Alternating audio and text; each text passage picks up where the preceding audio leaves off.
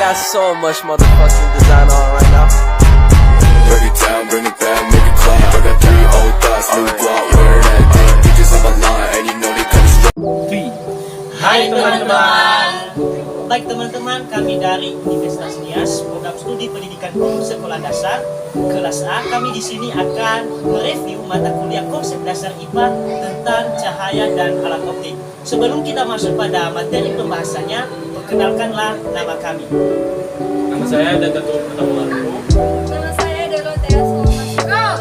Nama saya Angel Mufliani Umenru. Nama saya Analis Marlase. Nama saya Kurcaman Kelomo. Nama saya David Ketadamai Bule. Selamat menonton. Halo teman-teman, sekarang kita akan belajar tentang cahaya dan juga alat optik. Sekarang saya akan menjelaskan tentang cahaya. Pada tahun 1860-an, ahli matematika yang juga ahli fisika dari Skotlandia, James Clerk Maxwell, yang mengemukakan teori tentang cahaya yang menyatakan bahwa cahaya adalah perambatan gelombang yang dihasilkan oleh kombinasi medan listrik dan juga medan magnet. Gelombang yang dihasilkan oleh kombinasi medan listrik dan medan magnet ini disebut gelombang elektromagnetik. Cahaya adalah gelombang elektromagnetik yang dapat ditangkap oleh mata. Gelombang elektromagnetik adalah gelombang yang dihasilkan dari perpaduan medan listrik dan medan magnet.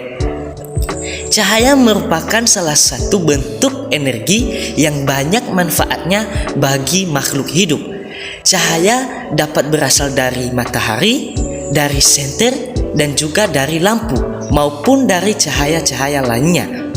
Sumber cahaya yang paling utama bagi bumi ini adalah matahari. Sekarang kita masuk pada sifat-sifat cahaya.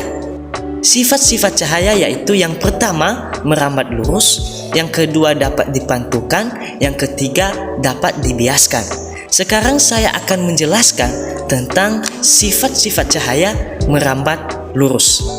Pernahkah teman-teman semua merasa takut dengan bayang-bayang sendiri? Pernahkah teman-teman semua membuat bayang-bayang di dinding dengan menggunakan tangan? Mengapa bayang-bayang tersebut dapat terbentuk? Sekarang saya akan menjelaskannya.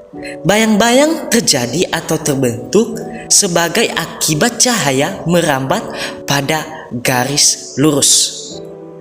Jika teman-teman semua menyalakan sebuah lampu senter dalam suatu ruangan yang gelap, teman-teman dapat melihat suatu berkas cahaya lurus. Jika sebuah benda memasuki berkas tersebut, maka benda tersebut menghalangi sebagian cahaya tersebut dan dihasilkan sebuah bayang-bayang, sehingga cahaya tersebut tidak membelok di sekitar benda tersebut. Dapat teman-teman lihat pada gambar di samping. Baik teman-teman, terima kasih dari penjelasan saya. Sekarang akan dilanjutkan oleh penyaji selanjutnya. Terima kasih. Baik, sekarang kita masuk pada sifat-sifat cahaya. Sifat cahaya kedua adalah cahaya dapat dipantulkan. Bisa dilihat pada gambar di samping bayangan orang yang sedang bercermin. Bayangan orang yang sedang bercermin akan tampak karena cermin memantulkan cahaya yang mengenainya. Ada dua hukum pemantulan. Yang pertama, sinar datang, sinar pantul, dan garis normal terletak pada satu bidang datar. Yang kedua, sudut datang dengan sudut pantul sama. Jenis-jenis pemantulan. Jenis permukaan yang dikenai cahaya menentukan jenis pemantulan yang dihasilkan. Pemantulan cahaya ada dua macam, yaitu pemantulan teratur dan pemantulan baur. Pemantulan teratur. Pemantulan teratur terjadi pada permukaan pantul yang mendatar atau rata. Ketika seberkas cahaya mengenai permukaan pantul yang rata, seluruh cahaya yang datang akan dipantulkan dengan arah yang teratur.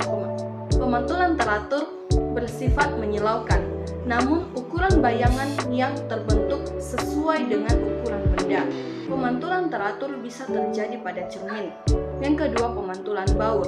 Pemantulan baur terjadi pada permukaan pantul yang tidak rata, misalnya dinding dan kayu. Ketika cahaya mengenai permukaan pantul yang tidak rata, maka cahaya tersebut dipantulkan dengan arah yang tidak beraturan.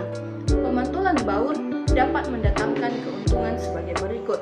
1. Tempat yang tidak terkena cahaya secara langsung masih terlihat terang. 2. Bekas cahaya pantulannya tidak menyilaukan.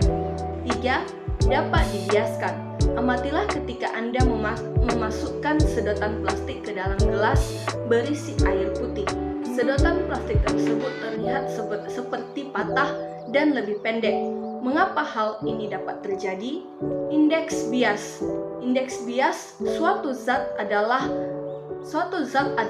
perbandingan kelajuan cahaya di udara dengan kelajuan cahaya di dalam zat tersebut. Kelajuan cahaya di udara selalu lebih besar daripada di dalam zat lain.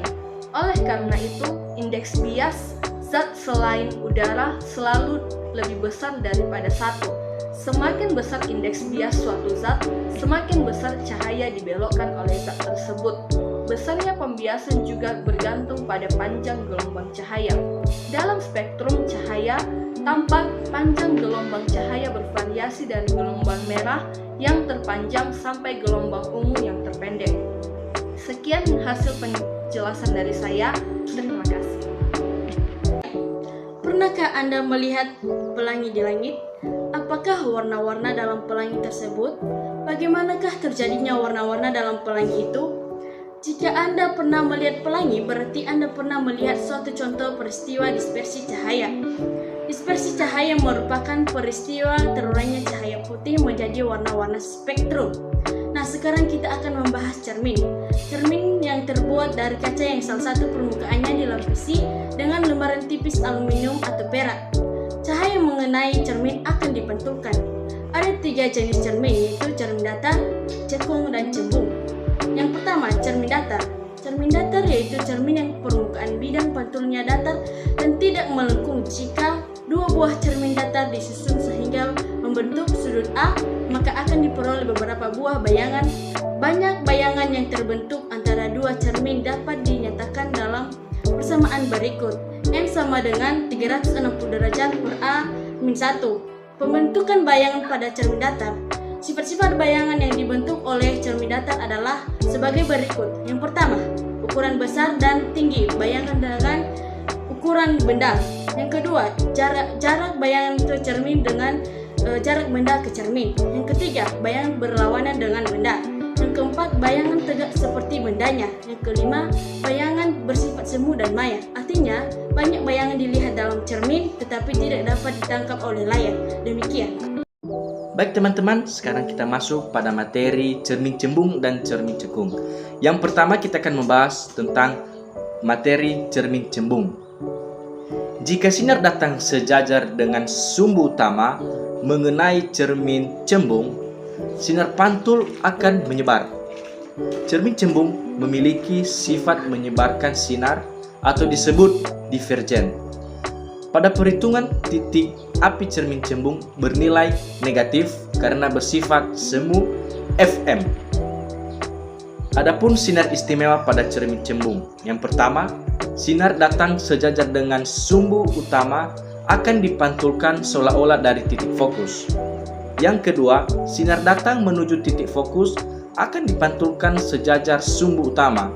Yang ketiga, sinar datang menuju titik M2F akan dipantulkan seolah-olah dari titik itu juga. Adapun pembentukan bayangan pada cermin cembung. Bayangan yang terbentuk pada cermin cembung selalu maya dan berada di belakang cermin. Mengapa demikian? Secara grafis, Anda cukup menggunakan 2 berkas sinar istimewa untuk mendapatkan bayangan pada cermin cembung. Pembentukan bayangan pada cermin cembung. Adapun beberapa cara pembentukannya. Yang pertama, benda yang diletakkan di depan cermin cembung akan selalu menghasilkan bayangan di belakang cermin dengan sifat maya, sama tegak, dan diperkecil. Sekarang kita masuk pada cermin cekung. Cermin cekung bersifat mengumpulkan sinar pantul atau konvergen. Ketika sinar-sinar sejajar dikenakan pada cermin cekung, sinar pantulnya akan berpotongan pada satu titik. Titik perpotongan tersebut dinamakan titik api atau titik fokus F. Sinar istimewa pada cermin cekung. Sinar datang sejajar dengan sumbu utama akan dipantulkan melalui titik fokus. Kemudian sinar datang melalui titik fokus akan dipantulkan sejajar sumbu utama. Sinar datang melalui titik pusat ke lengkungan cermin akan dipantulkan ke titik itu juga.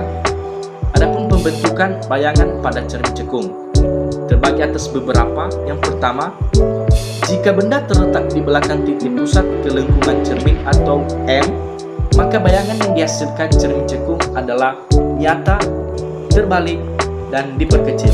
Yang kedua, jika benda terletak di antara titik fokus atau simbolnya F dan titik pusat ke lengkungan cermin M, maka bayangan yang dihasilkan cermin cekung adalah nyata, terbalik, dan diperbesar.